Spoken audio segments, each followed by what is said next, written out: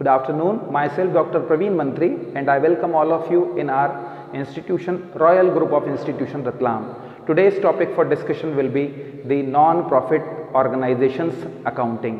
आज हम जिस विषय पर डिस्कशन करने जा रहे हैं वो है नॉन प्रॉफिट ऑर्गेनाइजेशंस जो होते हैं like NGOs, hospitals, charitable institutions etcetera, उनकी अकाउंटिंग के बारे में हम डिस्कशन करेंगे। सबसे पहले तो हम एक कॉन्सेप्ट क्लियर कर लें कि जो एंटिटीज़ या ऑर्गेनाइजेशंस होते हैं उनके कितने नॉमिनिक्लेचर्स होते हैं। सबसे पहले तो हम बात करें ऑर्गेनाइजेशंस के बारे में। ऑर्गेनाइजेशन को बेसिकली दो तरह से कैटेगराइज किया जा सकता है। एक मोटिव है उनका प्रॉफिट मोटिव, एक मोटिव है प्रॉफिट मोटिव, दूसरा मोटिव है उनका सोशल वेलफेयर। सोशल वेलफेयर मैं क्लियर करूं, ऑर्गेनाइजेशन किसको बोलते हैं? Organisation means association of a person, लोगों का ग्रुप जो किसी पर्टिकुलर ऑब्जेक्ट को पूरा करने के लिए बनाया जाता है, जैसे फॉर्मल और इनफॉर्मल। पर जहां तक अकाउंटिंग की बात की जा रही है, हम बेसिकली उनको दो कैटेगरी में डाल रहे हैं। प्रॉफिट मोटिव वाले organisations like companies, firms, limited liability partnerships, sole proprietorship firms, partnership firms etcetera, जिनका बेसिक ऑब्जेक्टिव ही प्रॉफिट कमाना होता है। लेकिन एक और ऑर्गेनाइजेशन के वेरिएंट है, उसका नाम है सोशल वेलफेयर ऑर्गेनाइजेशन। इन ऑर्गेनाइजेशन का ऑब्जेक्टिव सोसाइटी के अपलिफ्टमेंट के लिए होता है, एजुकेशन के प्रमोशन के लिए होता है, हेल्थ के लिए होता है। इस तरह की जितनी भी एक्टिविटीज़ होती हैं, मोस्टली वो सोशल वेलफेयर की एक्टिविटी जो कवर होती हैं वो एनजीओज में कवर होती है, नॉन गवर्नमेंट ऑर्गेनाइजेशन। और इनकी अकाउंटिंग करने के लिए जो यूज़ किया जाता है और इस टर्मिनोलॉजी को बोला जाता है उसको बोलते हैं नॉन प्रॉफिट ऑर्गेनाइजेशंस। अब बेसिक फिनोमिना ये है कि जो नॉन प्रॉफिट ऑर्गेनाइजेशंस हैं इनमें कौन कौन आता है। जैसे मैंने एनजीओज का एग्जांपल दिया, एनजीओज को चाहे तो आप ट्रस्ट एक्ट में रजिस्टर्ड करा सकते हैं, सोसाइटी एक्ट में रजिस्टर्ड करा सकते हैं, सोसाइटी एक्ट में रजिस्टर करा सकते हैं, या अभी कंपनी एक्ट 2013 की धारा 8 सेक्शन 8, कंपनीज एक्ट 2013 की सेक्शन 8 के तहत, ये तीनों जो मैं बात कर रहा हूँ, I am talking about the NGOs. NGO का मतलब है नॉन गवर्नमेंट ऑर्गेनाइजेशन, जो विमेन अपलिफ्टमेंट के लिए और सोशल कॉज के लिए, एजुकेशन के लिए, हेल्थ के लिए, इन सब के कॉजेज़ के लिए काम करते हैं, सेल्फ हेल्प ग्रुप टाइप। वो सब जितने भी ऑर्गेनाइजेशंस हैं वो नॉन प्रॉफिट ऑर्गेनाइजेशंस हैं। और आज हम जो अकाउंटिंग सीखने जा रहे हैं वो है अकाउंटिंग ऑफ या accounting for non profit organisations. अब इसमें कुछ एग्जांपल्स मैं आपके लिए, जैसे एनजीओ बोला, मैं कुछ और ले लेता हूँ एग्जांपल्स। जैसे मान लीजिए लाइब्रेरीज हो गई, आपके हॉस्पिटल्स हो गए, इसके बाद चैरिटेबल इंस्टीट्यूशंस हो गए, इंस्टीट्यूशंस में कौन कौन आ गए? रिलीजियस ट्रस्ट हो गए। अब रिलीजियस ट्रस्ट में कौन से हैं? जो भी जिस रिलीजन का फॉलोअर है उस रिलीजन से रिलेटेड वो ट्रस्ट बनाते हैं, सर्टेन मेंबर्स, और उस तरह की जो एक्टिविटी करते हैं। इन सब ऑर्गेनाइजेशन का एक ही ऑब्जेक्टिव है, सोशल अपलिफ्टमेंट। प्रॉफिट मोटिव यहाँ पर नहीं है। अब ये जो ऑर्गेनाइजेशन है इसकी अकाउंटिंग तो रूटीन आपको पता ही है, वो क्या बनाता है? Trial balance. तो ये भी क्या बनाएगा? ट्रायल बैलेंस बिल्कुल बनाएगा। ये क्या बनाएगा? इसके बाद ट्रेडिंग अकाउंट, P&L अकाउंट और बैलेंस शीट। लेकिन यहां पर आकर नॉन प्रॉफिट ऑर्गेनाइजेशन के केस में चूंकि उनका ऑब्जेक्टिव क्या है? सोशल वेलफेयर है, सोशल अपलिफ्टमेंट है, सोशल एम्पावरमेंट है, हेल्थ है, एजुकेशन है, ये सब ऑब्जेक्टिव को फुलफिलमेंट करने के लिए, चाहे वो ट्रस्ट के रूप में हो या सोसाइटी के रूप में हो या कंपनी एक्ट सेक्शन 8 के तहत हो, उन सबको अकाउंटिंग बनाते समय ट्रायल बैलेंस तो बनाना है, लेकिन उसके बाद वो ट्रेडिंग अकाउंट और P&L अकाउंट नहीं बनाते हैं। उसकी जगह वो बनाते हैं रिसीट्स एंड पेमेंट अकाउंट। यहां से आपका डिफरेंस शुरू हो रहा है। ट्रायल बैलेंस वो भी बनाता है, ट्रायल बैलेंस ये भी बनाता है। अच्छा, एक बात और क्लियर करूं, बिजनेस चाहे प्रॉफिट के लिए हो या प्रॉफिट के मोटिव के बिना हो, बिना अर्न किए आप कोई भी सोशल एक्टिविटी नहीं कर सकते, और अकाउंटिंग तो मस्ट है ताकि हिसाब किताब प्रॉपर रखा जा सके। तो हमें ये बात तो क्लियर हो गई, चाहे आपका मोटिव प्रॉफिट मेकिंग हो या सोशल अपलिफ्टमेंट या वेलफेयर हो, अकाउंटिंग तो मस्ट है। अकाउंटिंग में जर्नल भी होगी, लेजर भी बनेगा, ट्रायल बैलेंस भी बनेगा, लेकिन इसके तुरंत बाद आकर सिचुएशन बदलने लग जाती है। कैसे बदलती है? जो बिजनेस एंटिटीज़ हैं, रिलायंस, इप्का, जो भी जिनका भी आप नाम लेना चाहे, बड़े बिजनेस हाउसेस, उनको manufacturing account, trading account, P&L account, balance sheet, cash flow और फंड फ्लो बनाना पड़ता है। लेकिन ये जो कंपल्शन है वो यहाँ पर नॉन प्रॉफिट के साथ नहीं है। ट्रायल बैलेंस तो वो बनाते ही हैं यूजुअल, उसके बाद उनको बनाने की जो परमिशन है वो है रिसीट पेमेंट अकाउंट, प्राप्ति और भुगतान खाता, और उसके बाद वो ये जो P&L अकाउंट है इसकी जगह बनाते हैं income and expenditure account, income and expenditure account. Balance sheet ये भी बनाता है और बैलेंस शीट ये भी बनाएगा। क्यों बनाएगा? किसी भी बिजनेस के लिए, चाहे उसका ऑब्जेक्टिव प्रॉफिट हो, कमाना या सर्व करना हो, सोसाइटी को सर्विस देना हो, बैलेंस शीट तो बनाना ही पड़ेगी, ताकि जो ऑब्जेक्टिव है वो उस पर्टिकुलर ट्रस्ट का, सोसाइटी का या सोशल एक्टिविटी का पता चल सके। तो हम यहाँ पर आकर कंक्लूजन में आए, जो प्रॉफिट मेकिंग ऑर्गेनाइजेशन है उनको ट्रायल बैलेंस बनाना है, इनको भी ट्रायल बैलेंस बनाना है। ये ट्रेडिंग P&L बनाते हैं। ये जो ऑर्गेनाइजेशन जिनका मैं आज डिस्कशन कर रहा हूँ, non profit organisation like NGOs, trust, societies etcetera, उन सब इंस्टीट्यूशंस को रिसीट पेमेंट अकाउंट बनाना पड़ता है और इनकम एंड एक्सपेंडिचर अकाउंट बनाना होता है। अच्छा, एक और चीज़ क्लियर करूँ कि रिसीट पेमेंट अकाउंट क्या होता है। रिसीट पेमेंट अकाउंट बहुत कुछ कैश अकाउंट के जैसा ही है, पर दोनों में फ़र्क है। कैश बुक में जितनी भी एंट्री होती है वो सिलसिलेवार होती है, डेट वाइज, बिल्कुल क्रोनोलॉजिकली जमी होती है। लेकिन रिसीट पेमेंट अकाउंट में होता क्या है, पूरे साल भर में जितनी रिसीट पर्टिकुलर हेड में आई उनकी एंट्री होती है। मतलब क्या हुआ? रिसीट पेमेंट अकाउंट बहुत कुछ कैश अकाउंट की तरह ही है, बिल्कुल सही, लेकिन फ़र्क क्या है? फ़र्क ये है, पहली बात, ये रियल अकाउंट है, हाँ जी ये रियल अकाउंट है। Income and expenditure account nominal account है, हाँ जी नॉमिनल अकाउंट है। रिसीट पेमेंट अकाउंट और इनमें क्या फ़र्क है? ये तो बिजनेस एंटिटी के अकाउंट है।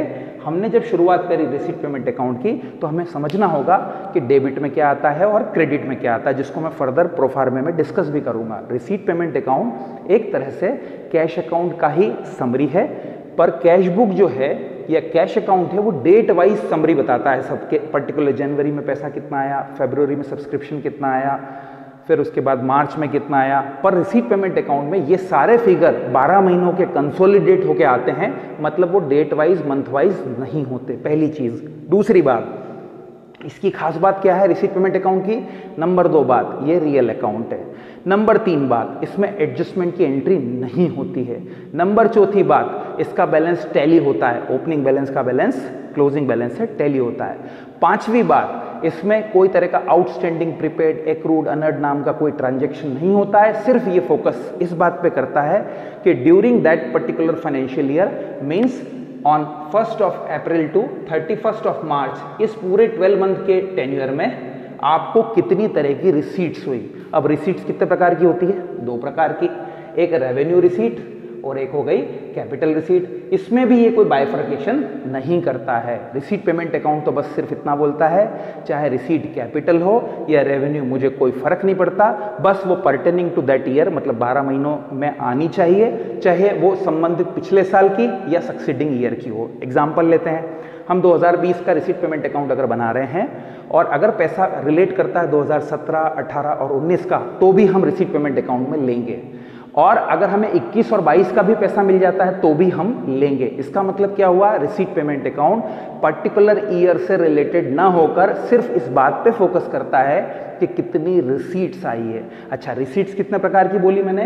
रेवेन्यू और कैपिटल। रेवेन्यू रिसीट का एग्जांपल क्या हो गया? सब्सक्रिप्शन, जो मेंबरशिप फीस होती है, चंदा होता है, डोनेशन होता है, वो रेवेन्यू रिसीट है। और कैपिटल रिसीट का एग्जांपल हो गया लीगेसीज, विरासत से जो, ट्रस्ट से, विल से जो पैसा मिलता है वो कैपिटल रिसीट है, जिसको हम फर्दर डिस्कस करेंगे। तो हम नटशेल में बोलें, रिसीट पेमेंट अकाउंट जो बनता है वो क्या है? सबसे पहली बात, हम बात कर रहे हैं नॉन प्रॉफिट ऑर्गेनाइजेशन की। नंबर 2, नॉन प्रॉफिट ऑर्गेनाइजेशन में ट्रायल बैलेंस के तुरंत बाद बनता है receipt payment account. Receipt payment account में कितनी तरह की रिसीट आती है? 2 तरह की receipt, revenue receipt, capital receipt. Revenue receipt जो रेकरिंग नेचर की है, कौन कौन सी हो सकती है? जैसे सब्सक्रिप्शन, सब्सक्रिप्शन की मैंने बात कर दी, ग्रांट की बात कर दी, डोनेशन की बात कर दी। ये कौन सी रिसीट्स हैं? रेवेन्यू रिसीट है जो बार बार हो रही हैं। और जो कैपिटल रिसीट है उसका बहुत अच्छा एग्जाम्पल है इंडोमेंट फंड,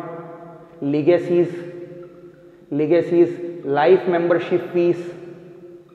ये जो रिसीट्स है, सेल ऑफ एसेट्स, ये जो रिसीट्स हैं ये कैपिटल रिसीट है। तो रिसीट पेमेंट अकाउंट किसी में फर्क नहीं करता, चाहे वो रेवेन्यू हो चाहे कैपिटल। चलिए हम शॉर्ट और स्वीट रिवीजन करते हैं। पहला अकाउंट कौन सा बनता है? Receipt payment account. ये क्या है? Real account. इसमें क्या होता है? जिस तरह कैश बुक में डेट वाइज एंट्री होती है, इसमें नहीं होती है। रिसीट पेमेंट अकाउंट का क्या होता है? ओपनिंग कैश होता है, क्लोजिंग कैश होता है। रिसीट पेमेंट अकाउंट में कितनी तरह की रिसीट आती है? 2 रिसीट आती है, कैपिटल और रेवेन्यू। तीसरी इंपॉर्टेंट इसमें एक और बात जोड़ना चाहूँगा, आपको ये कैपिटल रेवेन्यू इसलिए पढ़ा रहा हूँ कि जो बच्चों कैपिटल रिसीट होगी वो बैलेंस शीट में जाएगी बाद में, और जो रेवेन्यू रिसीट होगी वो ट्रांसफर होकर कहाँ जाएगी? इनकम और एक्सपेंडिचर अकाउंट में। रिपीट करता हूँ, 2 तरह की रिसीट हुई, कहीं तो जाएगी। अगर वो कैपिटल रिसीट है तो बैलेंस शीट में जाएगी, रेवेन्यू रिसीट है तो वो इनकम एंड एक्सपेंडिचर में जाएगी। इसमें जो होगी वो 12 महीनों की एंट्री होगी, लेकिन वो 12 महीनों की रिसीट में ये नहीं देखा जाएगा कि वो पिछले साल से रिलेटेड है, या पिछले से मतलब 2017 से 18 से 19 से या 21 और 22। वो तो सिर्फ इस बात पे फोकस करेगा कि रिसीट कितनी मिली। वो क्या हो गई? Receipt and payment account. इसमें आउटस्टैंडिंग, प्रीपेड, एक्रूड, अनअर्ड, डेप्रिसिएशन, इन सब बातों की कोई एडजस्टमेंट एंट्री बनने वाली नहीं है। I hope receipt payment clear हुआ होगा। अब जब रिसीट पेमेंट अकाउंट बन जाता है, उसके बाद हम जब इनकम एंड एक्सपेंडिचर बनाते हैं तो बहुत कुछ वो P&L की तरह ही होता है, लेकिन एक फ़र्क है। जिस तरह रिसीट पेमेंट अकाउंट 12 महीने का बनता है, ये भी 12 महीने का बनता है, लेकिन दोनों में बड़ा भेद ये है कि रिसीट पेमेंट अकाउंट जब बनाया जाता है तो उसका जो समय है वो 12 महीनों का भले ही हो, लेकिन उसमें ये नहीं देखा जाता कि वो उस साल से रिलेटेड रिसीट है, भले वो पिछले सालों की हो, 4 साल 5 साल और आगे की भी हो तो लेंगे, लेकिन ये नॉमिनक्लेचर इनकम एंड एक्सपेंडिचर में नहीं होता। यहाँ सिर्फ 12 मंथ का ही लेंगे। एग्जाम्पल, 1 मार्च से 31 मार्च तक का अगर कोई रिसीट हुआ है, कोई एक्सपेंडिचर हुआ है, तो उसका सबसे पहले क्या होना ज़रूरी है? रेवेन्यू होना ज़रूरी है। जबकि यहाँ क्या होता था? रेवेन्यू हो या कैपिटल दोनों आता था। यहाँ पहली शर्त है वो रेवेन्यू हो, वो उस साल से रिलेटेड हो, रिलेटेड टू दैट ईयर हो, और सबसे इंपॉर्टेंट बात, outstanding, accrued, prepaid, unearned, means you can say that adjustment की एंट्री कहाँ होगी? इनकम एंड एक्सपेंडिचर में। और उसके बाद फाइनली क्या बनेगा? Balance sheet. एक और बात बता दूं कि जो ऑर्गेनाइजेशन है ट्रेडिंग और P&L वो प्रॉफिट और लॉस बताते हैं, लेकिन नॉन प्रॉफिट ऑर्गेनाइजेशन में जो इनकम एंड एक्सपेंडिचर अकाउंट है, जिसको मैंने नॉमिनल अकाउंट बोला है, वो सरप्लस या डेफिसिट बताता है। सर सरप्लस क्या होता है? जब आपके रिसीट्स एक्सपेंडिचर से ज़्यादा होती है तो वो सरप्लस कहलाता है। बिजनेस टर्म्स में उसको नेट प्रॉफिट बोलते हैं, यहाँ पर सरप्लस बोलते हैं। नंबर टू बात यह है कि डेफिसिट क्या होता है? जब एक्सपेंडिचर इनकम से क्या हो जाते हैं? ज़्यादा हो जाते हैं, तो यहाँ पर जैसे उसको लॉस बोलते हैं, नेट लॉस, यहाँ पर उसको डेफिसिट बोला जाता है। सरप्लस कैपिटल में जाके प्लग होता है और डेफिसिट कैपिटल में से लेस होता है। तो मेरे ख्याल से आपको ये पूरा बेसिक फिनोमिना क्लियर हुआ होगा।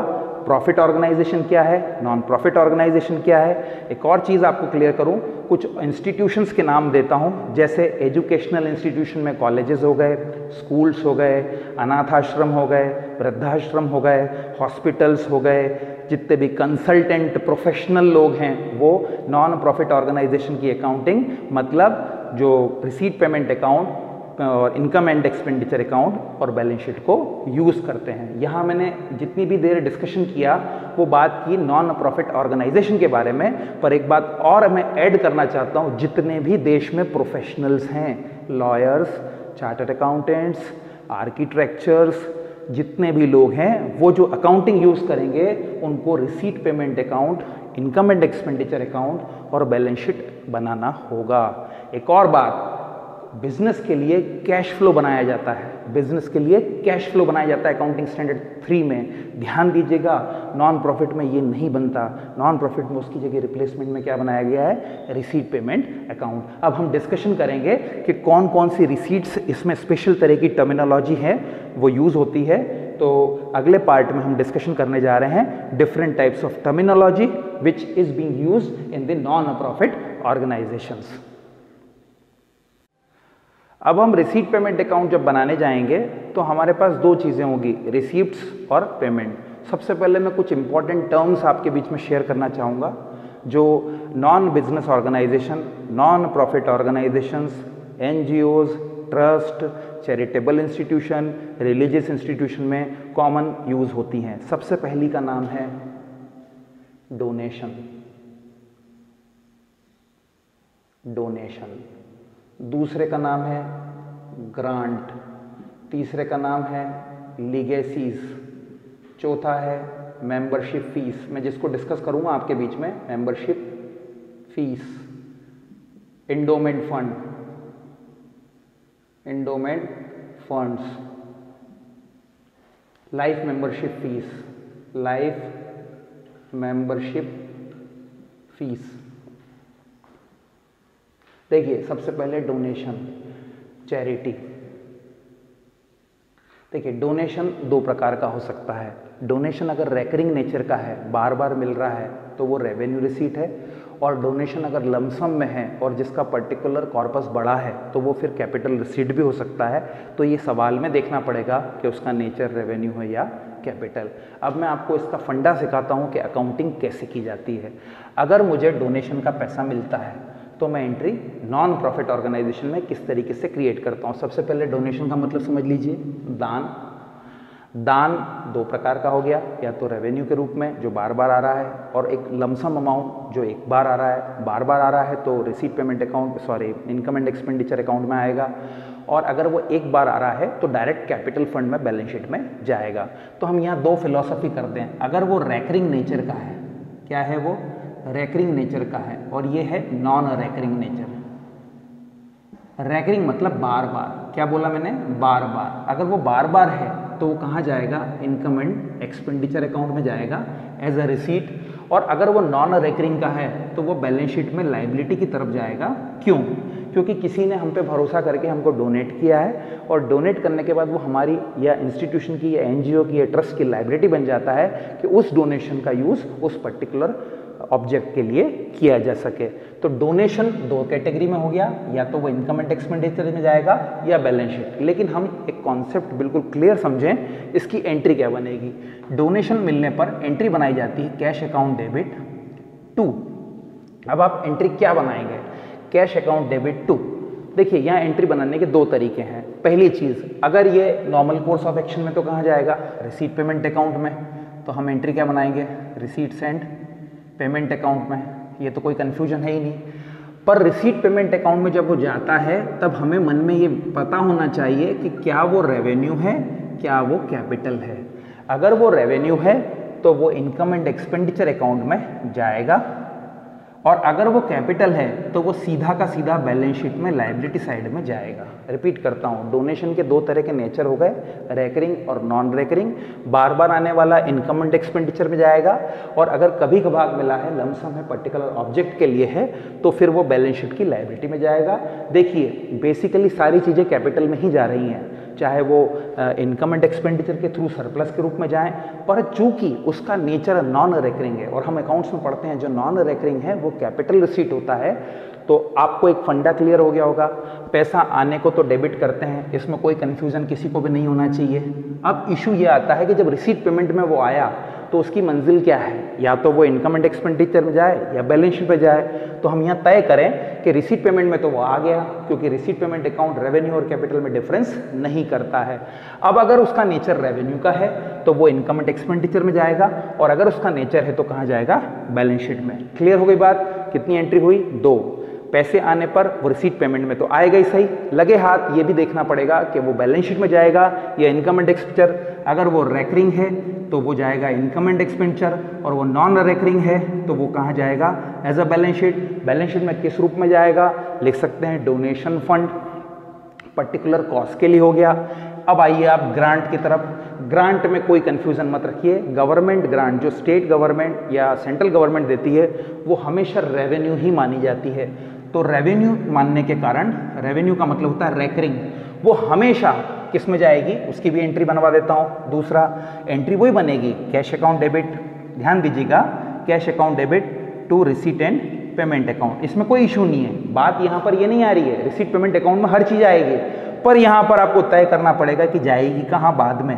तो ये क्या बैलेंस शीट में जाएगी? बोले नहीं सर, बैलेंस शीट में इसके जाने का कोई कारण नहीं बनता, क्योंकि ये रेवेन्यू रिसीट है, इसको सिर्फ और सिर्फ कहाँ लिया जाएगा? इनकम एंड एक्सपेंडिचर में। क्यों? क्योंकि ये कौन सी रिसीट है? रेवेन्यू। चलिए रिपीट करते हैं फिर से। डोनेशन में इफ एंड बट है, वो कैपिटल भी है और रेवेन्यू भी है। कैपिटल है तो बैलेंस शीट में और रेवेन्यू होता है इनकम एंड एक्सपेंडिचर में। ग्रांट जो मिलती है, सब्सिडी जो मिलती है, उसमें कोई कंफ्यूजन नहीं है, वो रेवेन्यू ही होता है। इसलिए दो नॉमिनक्लेचर भले ही लिख दिए मैंने, बैलेंस शीट में वो किसी हालत में नहीं जाएगा, वो इनकम एंड एक्सपेंडिचर अकाउंट में रेवेन्यू आइटम के रूप में रिसीट में जाएगा। तीसरा आइटम है लीगेसीज। लीगेसीज को बोलते हैं विरासत। कोई आदमी अपने जीवन काल में विल बनाता है कि मेरे मरने के बाद इस पैसे का यूज इस पर्टिकुलर कॉर्पस के लिए कीजिएगा, दैट इज कॉल्ड लीगेसीज। और लीगेसीज और डोनेशन में फर्क है। मैं जिंदा हूं और इसी दौरान दान दे रहा हूं, ये डोनेशन है, पर मैं एक विल लिख के जाता हूं कि आफ्टर माय डेथ या पर्टिकुलर स्पान के बाद इस फंड का यूज इस काम के लिए कीजिएगा, तो इंग्लिश भाषा में उसको लीगेसीज और हिंदी में विरासत बोलते हैं। अब इसमें भी एंट्री सीखिए आप, इसकी भी एंट्री वही बनेगी। क्या बनेगी? Cash account debit to receipt and payment account. फिर वही बात आ गई, सर आप हर जगह रिसीट पेमेंट लिख रहे हैं, ऐसा क्यों?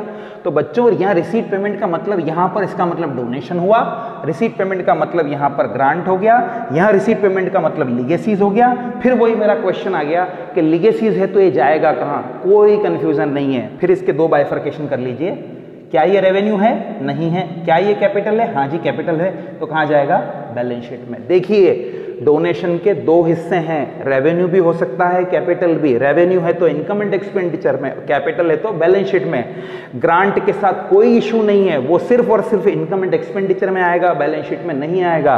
लीगेसीज वही एंट्री है, पर रिसीट पेमेंट अकाउंट के दो बाइफर्केशन क्यों करें? क्योंकि उनकी दो मंजिल है। उसके बाद या तो वो इधर इनकम एंड एक्सपेंडिचर में जाएगा या बैलेंस शीट में। लेकिन यहां पर भी कंफ्यूजन नहीं है। लीगेसीज होती ही नॉन रेकरिंग है। कौन सी होती है?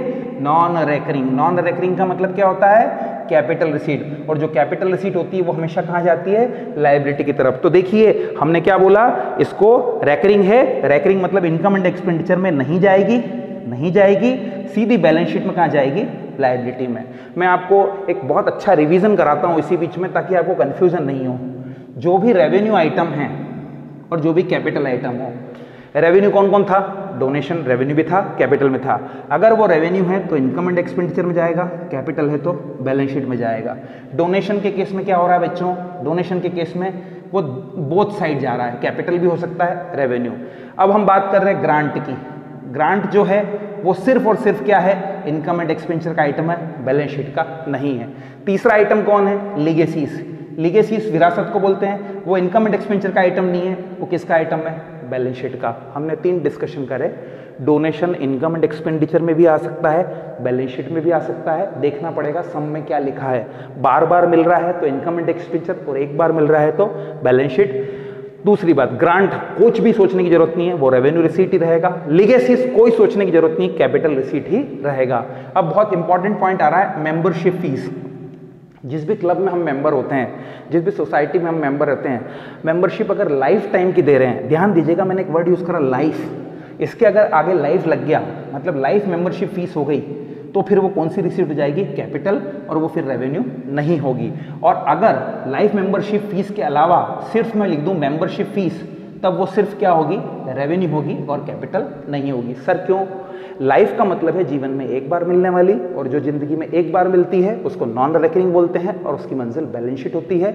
और जो चीज़ रेकरिंग होती है उसको इनकम एंड एक्सपेंडिचर अकाउंट में ले जाया जाता है। तो मैंने क्या डिस्कशन करा? डोनेशन, उसकी मंजिल बताई, दोनों हो सकता है। ग्रांट के बारे में बताया, वो रेवेन्यू ही होती है। लीगेसीज के बारे में बताया, वो कैपिटल ही होती है। मेंबरशिप फीस और लाइफ मेंबरशिप फीस में बाइफर्केशन करा, वर्ड लाइफ लिखा है तो कैपिटल होगी, बैलेंस शीट में जाएगी, और सिर्फ मेंबरशिप फीस होगी तो कहाँ जाएगी? रेवेन्यू में। अब एक बात और हम डिस्कस करें, इंडोमेंट फंड। इसका एग्जाम्पल समझाता हूँ। 5 लाख रुपए का फंड किसी बहुत अमीर आदमी ने यूनिवर्सिटी को दिया और कहा कि इससे बनने वाली एफडी पर जो ब्याज मिलेगा उससे उस यूनिवर्सिटी के मेधावी छात्रों को स्कॉलरशिप दी जाए। इसको बोलते हैं इंडोमेंट फंड। इंडोमेंट फंड में क्या हुआ, आपने कोई अच्छे ऑब्जेक्ट के लिए अपने एक फंड को यूनिवर्सिटी को दिया। एग्जाम्पल के लिए let's have an example, university को दिया 5 लाख, 50 लाख, 10 लाख जो भी, उस पे जो ब्याज मिला उस इनकम से बच्चों को स्कॉलरशिप मिलेगी। मतलब उसका यूज आप लाइब्रेरी में, यूनिफॉर्म में, रिक्रिएशन में, एंटरटेनमेंट में नहीं कर सकते हैं। तो हमेशा ध्यान रखिए ये भी स्पेसिफिक है।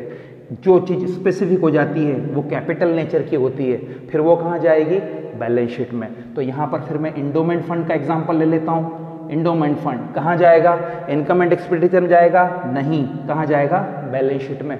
अब मेरे ख्याल से आपको काफ़ी कुछ क्लियर हो गया होगा कि सर क्या कहना चाह रहे हैं। जो चीज़ बार बार हो उसको इनकम एंड एक्सपेंडिचर में लें रेवेन्यू की तरह, जो एक बार हो उसको बैलेंस शीट में लें। डोनेशन में दोनों एस्पेक्ट्स हैं, ग्रांट में सिर्फ एक एस्पेक्ट है रेवेन्यू, लिगेसीज में नॉन रिकरिंग है capital, membership fees revenue, life membership fees capital, endowment fund जिंदगी में एक बार यूनिवर्सिटी को आपने दिया, यूनिवर्सिटी को इंटरेस्ट मिला, उससे बच्चों को स्कॉलरशिप मिली, स्पेसिफिक है इसलिए उसका नाम क्या है, इंडोमेंट फंड। तो ये भी कहाँ जाएगा, अभी मैंने डिस्कस करा इंडोमेंट फंड बैलेंस शीट में। और लास्ट में लिखा है चैरिटी, चैरिटी रूटीन कॉज में होता है, इनकम एंड एक्सपेंडिचर अकाउंट में आएगा, बैलेंस शीट में नहीं। सर ये इनकम एंड एक्सपेंडिचर अकाउंट में किधर आएगा, इनकम की तरफ आएगा। कहाँ आएगा, इनकम की तरफ। एक बात और मैं आपको डिस्कस करूं, नॉन प्रॉफिट हो या प्रॉफिट ऑर्गेनाइजेशन हो, खर्चों में कोई फर्क नहीं होता। सैलरी वहाँ पे भी देते हैं, वहाँ भी देते हैं, इंटरेस्ट वहाँ पे भी दिया जाता है, इलेक्ट्रिसिटी बिल वहाँ पर, वहाँ से मतलब क्या, बिजनेस ऑर्गेनाइजेशन में भी है और नॉन बिजनेस में। इशू सिर्फ इनकम का है। ये जितनी भी इनकम मैं बता रहा हूँ, रिसीट बता रहा हूँ, ये बिजनेस ऑर्गेनाइजेशन में नहीं होती है। डोनेशन, दान, grant, legacies, membership fees, endowment funds, membership fees और चैरिटी, ये सिर्फ नॉन प्रॉफिट में होती है। और हमें जब सवाल करना है तो हमें देखना पड़ेगा इसका नेचर क्या है। अगर नेचर रेवेन्यू है तो ये इनकम एंड एक्सपेंडिचर में जाएगा, और अगर ये कैपिटल है तो सीधा बैलेंस शीट में जाएगा। सर इसमें और कोई कॉन्सेप्ट हम याद रख सकते हैं? यस, जब भी कोई तरह का फंड हो तो हमेशा याद रखिए फंड का मतलब ही होता है कि उसका नेचर रैकरिंग नहीं है। डोनेशन फंड नाम से कुछ मिले तो जरूर उसको बैलेंस शीट में डालिए। Prize money fund, sports fund, ये सब बैलेंस शीट के आइटम हैं जो कि कहाँ पे डायरेक्ट शिफ्ट होंगे, बैलेंस शीट की लायबिलिटी साइड में। अब अगला पॉइंट ये आया कि सर जो कैपिटल रिसीट है उसको आप लायबिलिटी में क्यों ले रहे हैं? एग्जाम्पल सिंपल है, इंडोमेंट फंड, राधे श्याम नाम के एक सज्जन ने कोई पैसा मुझे दिया, मैं यूनिवर्सिटी हूँ, तो वो पैसा को यूज करने में मेरी लायबिलिटी है क्योंकि मैं पैसा ले चुका हूँ। लिगेसीज में मैं पैसा ले चुका हूँ, चूंकि मैं ले चुका हूँ और मेरे ऊपर ये ओनस है as a non profit organisation के, इसका यूज मुझे उस स्पेसिफिक काम में ही करना है, इसलिए इसको बैलेंस शीट में लायबिलिटी में ही लिया जाएगा। ऐसा कोई भी आइटम नहीं जो एसेट में जाएगा। सारी मेरी जवाबदारियां हैं क्योंकि मैं सामने वालों से ट्रस्ट के बेस पे पैसा ले रहा हूं। तो grant revenue, donation revenue capital both, legacies always capital in balance sheet, और वो भी कहां, लायबिलिटी में। कोई पूछे लिगेसीज को लायबिलिटी में क्यों लिया तो जवाब दीजिएगा, किसी ने डिड बनाकर, विल बनाकर मुझे पैसा दिया है, अब ये मेरी जवाबदारी है कि मैं उसको सही प्रॉपर वे में यूज करूं, इसलिए वो मेरी बैलेंस शीट में कहां जाएगा, लायबिलिटी की तरफ। मेंबरशिप फीस दो प्रकार की, लाइफ टाइम है तो रेवेन्यू कैपिटल, और मेंबरशिप फीस है तो रेवेन्यू। अगर वो लाइफ टाइम है तो उसकी वही मंजिल, कैपिटल मतलब बैलेंस शीट और रेवेन्यू मतलब इनकम और एक्सपेंडिचर, और चैरिटी बार बार होता है। इस तरीके से मैंने ये आपको डिस्क्लोज किया कि दो तरह के आइटम होते हैं। अब हम अगला डिस्कशन करने जाएंगे इनकम और एक्सपेंडिचर के बारे में। इसके पहले जाते जाते एक चीज और रिपीट करूं, ये जितनी भी रिसीट है, चाहे वो 1 साल की हो, 10 साल की हो, 20 साल की हो, रिसीट पेमेंट अकाउंट ये नहीं बोलता कितने सालों की है, वो तो सारे अकाउंट्स की रिसीट और पेमेंट को मर्ज करता है। पर ये फिनोमिना इनकम एंड एक्सपेंडिचर में नहीं होता, वो पर्टिकुलर एक ईयर की ही अकाउंटिंग करता है, जिसको हम आगे डिस्कस करेंगे। अब हम इनकम एंड एक्सपेंडिचर अकाउंट के बारे में बात करेंगे। इनकम एंड एक्सपेंडिचर अकाउंट, सबसे पहले तो इसके बारे में क्लियर कर दें, ये कौन सा अकाउंट है, नॉमिनल अकाउंट है। सर रिसीट पेमेंट से अलग है क्या? हाँ जी अलग है। रिसीट पेमेंट में कितने ही सालों की रिसीट और कितने ही सालों के पेमेंट्स हो सकते हैं, वहाँ पर कैपिटल और रेवेन्यू में डिफरेंस नहीं किया जाता। लेकिन यहाँ पर सिर्फ और सिर्फ कौन से आइटम आएंगे, रेवेन्यू। सर रेवेन्यू का मतलब फिर से समझा दीजिए, pertaining pertaining to that particular period. इसका मतलब समझाइए सर, हम हैं ईयर 2020 में, तो अगर 2019 से 2020 मतलब 1 अप्रैल 90 से 31 मार्च 20 के बीच में जो कुछ भी हमको रिसीट्स होगी और वो रेवेन्यू होनी चाहिए। रेवेन्यू का मतलब बार बार, जिसका मतलब इंग्लिश में होता है रैकरिंग। सर इसका एग्जांपल दे दीजिए। मैंने बोला ना मेंबरशिप फीस, चैरिटी और डिफरेंट टाइप्स के एंट्रेंस फीस टाइप जो बार बार मिलती है, अगर वो रेवेन्यू है हाँ जी, अगर वो बार बार हो रहा है हाँ जी, अगर वो उस साल से रिलेटेड है तो ही इनकम एंड एक्सपेंडिचर में आएगा। अब मैं इसी का एग्जांपल देता हूँ। अगर वो 10 साल का रिसीट हो रहा है तो कहाँ जाएगा? तो मेरा जवाब होगा अगर वो 2 साल, 10 साल, 8 साल, 15 साल, 20 साल का है तो रिसीट पेमेंट में तो सारा आएगा, लेकिन इनकम एंड एक्सपेंडिचर अकाउंट में केवल कब का आएगा? 1/4/19 से 31/3/20 का। तो सर जो पिछला और अगला है वो कहाँ जाएगा? बैलेंस शीट में। पिछला और अगला कहाँ जाएगा? बैलेंस शीट में। ऐसा क्यों? क्योंकि रिसीट पेमेंट अकाउंट एक तरह से कैश बुक की समरी है। उसमें ये नहीं देखा जाता कि वो रेवेन्यू हो या कैपिटल है, उसमें ये देखते हैं कि हमें पैसा आना चाहिए और जाए। लेकिन इनकम एंड एक्सपेंडिचर अकाउंट में आपको रिस्ट्रिक्शन है, वो सिर्फ कितने महीने का होगा? 12 महीने का। तो रिसीट पेमेंट भी 12 का था, बिल्कुल था, लेकिन उसमें ये बंधन नहीं था, उसमें ये एक तरह का ऑब्लिगेशन नहीं था कि आप कोई दूसरे ईयर की ले सकते हो या नहीं। थोड़ा सा इसको करने के पहले मैं एक डिफरेंस समझाता हूँ तो आपको और क्लियरिटी आएगी। ये है रिसीट एंड पेमेंट, ये है इनकम एंड एक्सपेंडिचर। ये 1 साल, 2 साल, 3 साल, 4 साल, 5 साल, कितने भी साल की रिसीट्स पेमेंट तो सबको लेगा, ये सिर्फ उसी साल की लेगा, उसी ईयर की लेगा जो ईयर मैंने आपको बताया। ये रेवेन्यू भी लेगा, कैपिटल भी लेगा, ये सिर्फ क्या लेगा? रेवेन्यू लेगा। इसका ओपनिंग बैलेंस और क्लोजिंग बैलेंस टैली होगा हमेशा। इसमें डेफिसिट या तो लॉस या सरप्लस होगा, मतलब इसमें कोई ना कोई बैलेंस बनेगा, या तो लॉस होगा या गेन होगा। अच्छा, कौन पहले बनेगा? ये पहले बनेगा, फिर ये क्या बनेगा? ये बनेगा। इनकम एंड एक्सपेंडिचर्स की सहायता से क्या बनेगी? Balance sheet. तो आई होप क्लियर हो रही है बात कि इनकम एंड एक्सपेंडिचर 1 साल से संबंधित होता है, रेवेन्यू आइटम होते हैं, और इसका जो रिजल्ट आता है excess of income over expenditure that is surplus, और excess of expenditure over income means deficit. Terminology clear कर दूं, डेफिसिट का मतलब होता है घाटा, इसको बोलते हैं excess of expenditure over income. हमको लॉस हो रहा है, इस टर्मिनोलॉजी को, हमारा खर्चा ज़्यादा है इनकम से। और सरप्लस की जब बात करते हैं आप, तो सरप्लस का मतलब होता है excess of income over expenditure.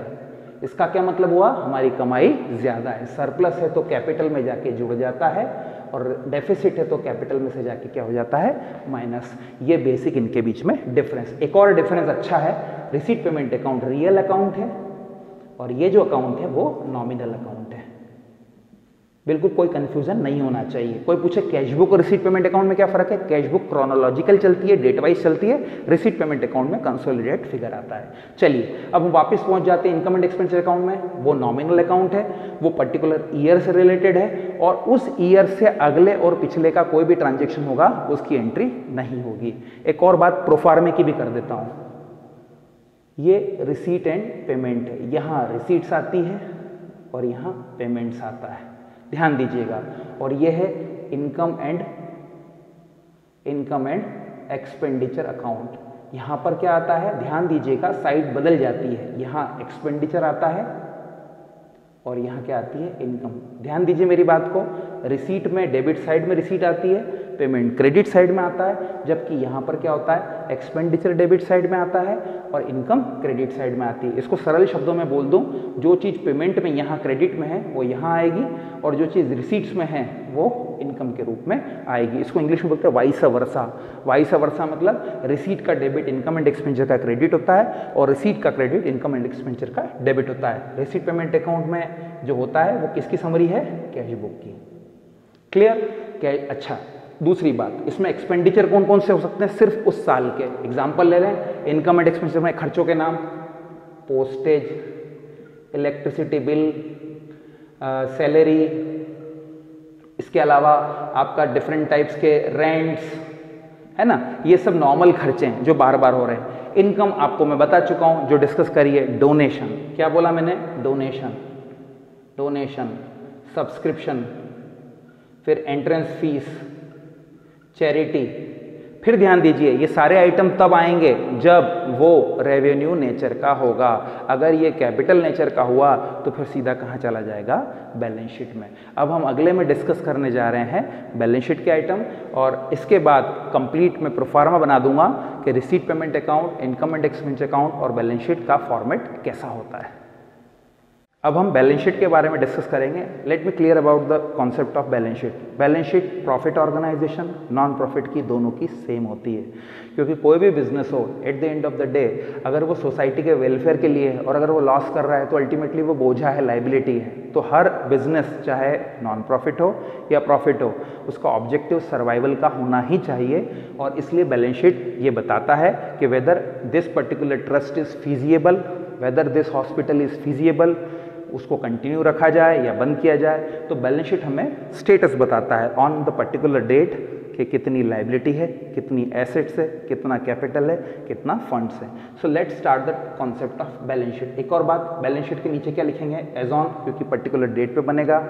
Proforma वही का वही फिक्स है, लाइबिलिटी, अमाउंट, एसेट्स और अमाउंट। मैं ये प्रोफार्मा में थोड़ा सा जो डिफरेंस है बिजनेस ऑर्गेनाइजेशन से उसको क्लियर करता हूं। यहां पर आएगा कैपिटल फंड, जिस कॉर्पस से, जिसको बोलते हैं कॉर्पस, निधि, जिसको हिंदी में बोलते हैं निधि, उससे उन्होंने ट्रस्ट को स्टार्ट किया था, एनजीओ को स्टार्ट किया था।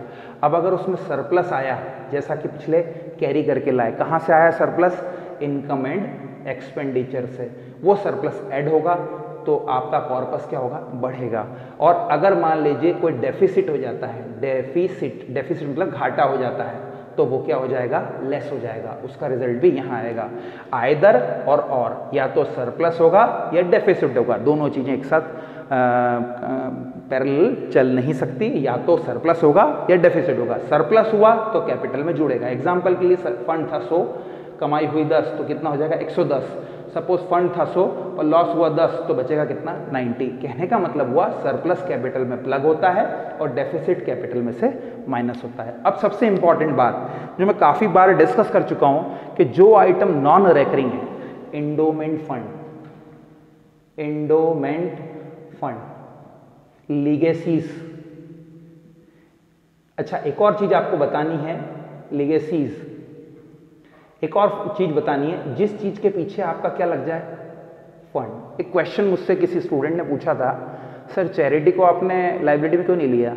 चैरिटी रेवेन्यू रिसीट मानी जाती जब तक उसके पीछे फंड न लिखा हो। फंड इंडिकेट करता है कि ये 1 साल के लिए नहीं है, लंबे समय के लिए। तो फंड कौन कौन सा हो सकता है, जैसे अगर वो लिख दे डोनेशन फंड, चैरिटी फंड, पीछे फंड होना चाहिए वर्ड, तब वो सारे कहाँ बिलोंग करेंगे, लाइबिलिटी साइड में। इंडोमेंट फंड, फंड इंपॉर्टेंट है। अगर मैं ये लिख दूं एग्जांपल सब्सक्रिप्शन, तो सब्सक्रिप्शन यहाँ का आइटम नहीं है। क्यों नहीं है, क्योंकि सब्सक्रिप्शन जो है वो रेवेन्यू आइटम है।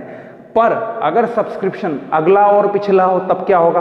बहुत अच्छा एग्जाम्पल मैं आपको देता हूं, मुझे 100 रुपए सब्सक्रिप्शन के मिले और 19-20 के मिले 50 रुपए, 18-19 के मिले 30 रुपए और 20-21 के मिले 20 रुपए। कितने मिल गए, 100 रुपए। ध्यान दीजिएगा, बहुत अच्छा एडजस्टमेंट बता रहा हूं मैं। ये है मेरा सब्सक्रिप्शन। अब आपको तो मैंने क्या सिखाया कि सब्सक्रिप्शन जो है वो रेवेन्यू रिसीट है, ले लीजिए। तो बच्चों क्या करोगे, पूरे के पूरे 100 रुपीज तो आप income and expenditure receipt payment account में ले लोगे, क्योंकि वो ना अगला देखता है ना पिछला, वो तो सारा लेता है।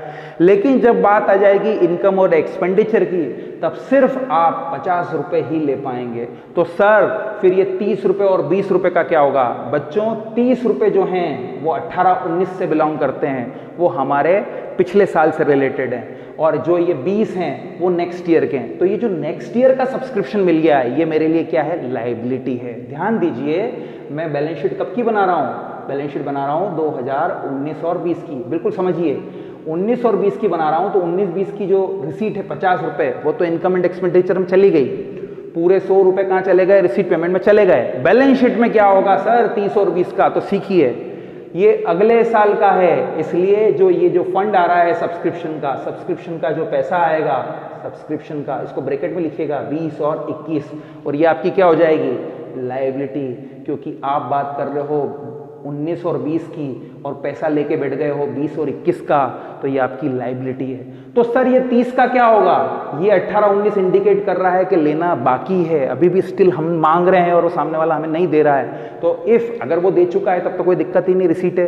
पर अगर ऐसे 3 फिगर दिए हुए हैं कि 50 इस साल का, 18-19 पिछले साल का, अब मैं ये मान रहा हूँ रिसीट है, तब तो कोई इशू नहीं है। पर अगर मान लीजिए 2 मिनट के लिए ऐसा हो कि एक फिगर दे दिया जाए कि 100 रुपीज मिले हैं, जिनमें से ब्रेकअप इस तरह है 19-20 का 50 रुपया, 18-19 का 30 रुपया, 20-21 का 20, तो लड़का करेगा कैसे सवाल? सबसे पहले वो क्या करेगा, इनकम एंड एक्सपेंडिचर बनाते समय 50 रुपए की एंट्री कहाँ करेगा? इनकम एंड एक्सपेंडिचर में। शाबाश। 30 और 20 अगर वो मिल चुके हैं तब तो ठीक है, नहीं मिले हैं और परटेनिंग है तो हमें बैलेंस शीट में कैसे बनाना पड़ेगा? 18-19 का पैसा मुझे अभी तक नहीं मिला है, तो मैं बोलूंगा एक्रूड सब्सक्रिप्शन, ये मानते हुए कि मिला नहीं है। अगर मिल गया है तो बात ही खत्म हो गई, मिल गया तो बात ही खत्म हो गया। हम ये मान रहे हैं मिला नहीं है, तो मिला ही नहीं है, वो कहाँ का है? 18-19। भाई अभी तक मिला नहीं है तो वो मेरी क्या है? एसेट में सामने वाले से मांग रहा हूँ पैसा दो पैसा दो पैसा दो, तुम मेरे मेंबर हो मुझे पैसा दो। और कुछ लोग इतने सज्जन हैं उन्होंने अगले साल का भी दे दिया, तो वो मेरी क्या बन गई? लायबिलिटी। तो हम रिपीट करते हैं, यहाँ से रिपीट करते हैं। कोई फिगर 18-19 का है, कोई 19-20 का है, कोई 20-21 का है। और अगर हम बैलेंस शीट बना रहे हैं तो क्या होगा? हम बात कर रहे हैं 19-20 की, तो ये तो चला जाएगा इनकम एंड एक्सपेंडिचर में, कोई इशू नहीं है। ये जो है बैलेंस शीट की कहाँ जाएगा? एसेट में, क्योंकि ये पिछले साल से संबंधित अभी तक नहीं मिला, किस नाम से जाएगा? Accrued subscription. और ये जो 20-21 का है ये एडवांस सब्सक्रिप्शन हो चुका है, इसलिए कहाँ जाएगा? लायबिलिटी में। मेरे ख्याल से आपको क्लियर हुआ होगा। अगर 3 साल दे दें तो पिछले साल वाला जो आपका है वो एसेट में जाएगा, ये मानते हुए कि मुझे लेना है। अगले साल वाला लायबिलिटी में जाएगा, ये मानते हुए कि अभी तक मुझे मिला नहीं है और मुझे मिल तो चुका है पर मेरे को यूज़ करना है। और करंट ईयर वाला कहाँ जाएगा? इनकम और एक्सपेंडिचर अकाउंट में।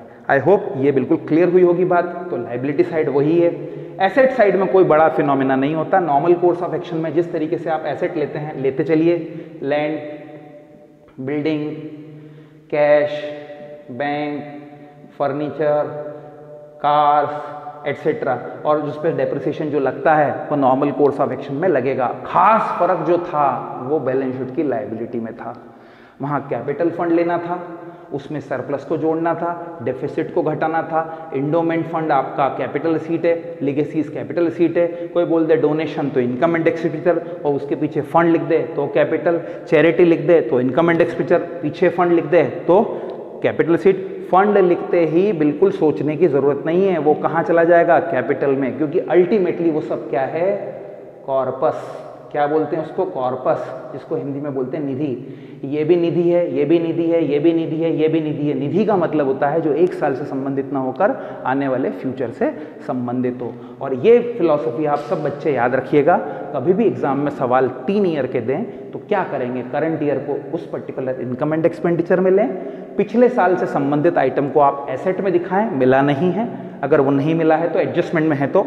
और 20-21 का जो आइटम है जो कि परटेन करता है नेक्स्ट ईयर के लिए और वो हम पैसा ले चुके हैं, तो वो कहाँ जाएगा? लायबिलिटी की तरफ। बाकी एसेट तो नॉर्मल कोर्स में है ही। अब मैं आपको इसका प्रोफार्मा बता देता हूँ, तीनों format, receipt, payment, income and expense. Finally अब हम पूरे डिस्कशन के बाद इनके फॉर्मेट को समझ लेते हैं तो वो आसान हो जाएगा। रिसीट पेमेंट अकाउंट मैंने क्या बताया? कैपिटल और रेवेन्यू में बाइफर्केशन नहीं करता, कैश की समरी है, क्रोनोलॉजिकली एंट्री नहीं करता, ग्रुप वाइज एंट्री करता है, भाई साल भर में कितना पैसा हमें मिला। तो रिसीट पेमेंट अकाउंट का फॉर्मेट कैसे बनेगा? सबसे पहले यहाँ लिखेंगे आप receipts, amount, payment and amount. I hope ये क्लियर होगी बात। रिसीट, अमाउंट, पेमेंट, अमाउंट, ये फॉर्मेट है सिंपल, बिल्कुल मैं जो काम का है वही फॉर्मेट बताने वाला हूँ। रिसीट एंड पेमेंट अकाउंट, इसके पीछे क्या लिखते हैं? For the year ending on, जो भी आपकी तारीख है। पर इसमें काम की बात याद रखिए, रिसीट पेमेंट अकाउंट 1 साल की एंट्री नहीं करता, जितने भी साल की रिसीट है उसकी एंट्री करता है। तो इसमें क्या बात है? सबसे पहले तो ये रियल अकाउंट होता है, तो इसकी स्टार्ट होती है टू बैलेंस ब्रॉट डाउन। कौन कौन सा बैलेंस हो सकता है? कैश का बैलेंस और बैंक का बैलेंस। ये तो उसका ओपनिंग बैलेंस हो गया। जब इसका ओपनिंग है तो क्लोजिंग भी होगा by balance carried down, cash का बैलेंस और बैंक का बैलेंस। इससे क्लियर हो गई बात, जिसकी शुरुआत ओपनिंग से हुई है खत्म भी क्लोजिंग पे होगा। मतलब ये ऑलवेज क्या होता है? टैलीड होता है। पहली चीज तो पहली चीज क्या हुई? ये रियल अकाउंट है। दूसरा, इसमें 1 2 3 4 कोई पर्टिकुलर ईयर से रिलेशन नहीं है, सब आता है। तीसरा, इसमें रेवेन्यू भी आएगा और कैपिटल भी आएगा। चलिए लिखना शुरू करते हैं। मान लीजिए मुझे इंडोमेंट फंड का पैसा मिला, इंडोमेंट फंड तो भी आएगा, भले ही वो कैपिटल है। सर मुझे डोनेशन मिला, सर वो तो रेवेन्यू है, तो भी आएगा, क्योंकि ये रेवेन्यू और कैपिटल में अंतर नहीं करता। ये कैपिटल था तो भी अंतर नहीं करा, रेवेन्यू था तो भी अंतर नहीं करा। चैरिटी आया तो भी ये रेवेन्यू है, कोई अंतर नहीं करा। ये सब क्या हो गई? रिसीट। क्या सीखा आपने? ये रियल अकाउंट है, ये 1 साल 2 साल 3 साल 4 साल 5 साल से संबंधित नहीं है। जितना आएगा लेंगे, जितना जाएगा देंगे। ये रेवेन्यू और कैपिटल में बाइफर्केशन नहीं करता है। और सबसे खूबसूरत बात, ये टैली होता है, टैलीड होता है। टैलीड का मतलब होता है इसका ओपनिंग बैलेंस क्लोजिंग बैलेंस से क्या होता है? मैच्ड होता है। और यही ओपनिंग बैलेंस क्लोजिंग बैलेंस से मैच होना पहचान होती है कि कोई तरह का सस्पेंस अब क्रिएट नहीं हुआ है। जितनी हमारी प्राप्ति थी उतना हमारा भुगतान हुआ है। अच्छा, और इसके अलावा क्या आ सकता है? बिल्कुल, अब कोई कंफ्यूजन ही नहीं है, ये तो आपने लिख लिए, और भी लिख सकते हैं। To subscription, to entrance fees, ये सब आ गया आपका। ये सब आपकी रिसीट्स हैं। रिसीट्स में मतलब कैपिटल भी है और रेवेन्यू भी है। अब पेमेंट की तरफ आ जाइए। पेमेंट आप किस किस का करते हैं? सैलरी का करते हैं, फिर पेमेंट आप रेंट का करते हैं, पेमेंट आप किसी तरह की मान लीजिए कोई डिफरेंट तरह के इलेक्ट्रिसिटी बिल पे करते हो, इलेक्ट्रिसिटी बिल पे कर रहे हो, उसका हो गया। इसके अलावा आपका जो टैक्सेस वगैरह हैं, लोकल टैक्सेस अगर आप पे करते हो, उन सब का पेमेंट हो गया। तो कुल मिला के ये आया, ये गया। शुरुआत किससे हुई थी? ओपनिंग से। तो खत्म भी कहाँ होगा? क्लोजिंग पे। इस तरीके से एक चीज क्लियर हो गई, ओपनिंग बैलेंस और क्लोजिंग बैलेंस को ये क्या करता है? टैली करता है। टैली होने के बाद अगली स्टेप में क्या बनता है? इनकम और एक्सपेंडिचर। एक बात और, अब इनकम एंड एक्सपेंडिचर अकाउंट जो बनेगा उसमें भी यही लैंग्वेज रहेगी, for the year ended on. अब फिर वही बात आ गई, लेकिन यहाँ बात अलग हो जाएगी। क्या बात अलग हो जाएगी? चलिए, वो कौन सा है? रियल। तो ये क्या हो जाएगा बच्चों? नॉमिनल। ये किसको लेता है? 1 2 3 4 नहीं भाई, ये तो एक ही साल को लेगा। ये रेवेन्यू कैपिटल किसको लेगा? सिर्फ रेवेन्यू को। सर ये टैलीड होगा क्या? नहीं, ये टैलीड नहीं होता। टैलीड नहीं होता, या तो इसमें डेफिसिट होता है या क्या होता है? सरप्लस होता है। टैलीड तो सिर्फ रिसीट पेमेंट होता है। डेफिसिट कब होगा? जब लॉस होगा, एक्सपेंडिचर ज्यादा होंगे। अब इस फॉर्मेट को बनाते समय ध्यान रखिएगा, जो यहाँ रिसीट आई है वो रिसीट इधर आ जाएगी। तो फॉर्मेट होगा expenditure amount, income and amount. ध्यान दीजिएगा, जो इधर आइटम आए हैं जो रिसीट में, अगर वो रेवेन्यू नेचर के हैं तो वो इधर आएंगे। जैसे by subscription, by donation, by charity, by sale of old newspapers etcetera.